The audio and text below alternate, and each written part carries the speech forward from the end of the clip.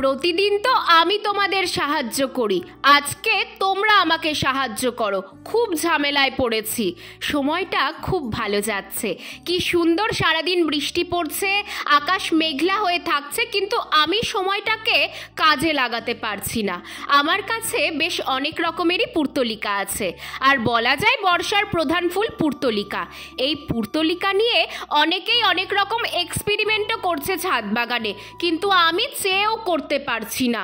তোমাদের মনে আছে কদিন আগে কিছু ফল গাছের চারা এসেছিল এই পাইপের মধ্যে করে?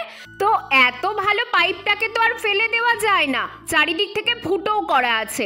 পুর্তলিকা দিয়ে এক্সপেরিমেন্ট করার জন্য এটা একেবারে আদর্শ। কিন্তু সমস্যা হলো পাইপটা তো দুদিক থেকেই ফাঁকা, একদিক বন্ধ না করলে তো মাটি থাকবে না। সেলোটিপ দিয়েও আমি চেষ্টা করেছি, কিন্তু আঠা থাকছে না। এবার তোমরাই আমাকে সলিউশন দাও, একদিকের মুখটা কি করে বন্ধ করব।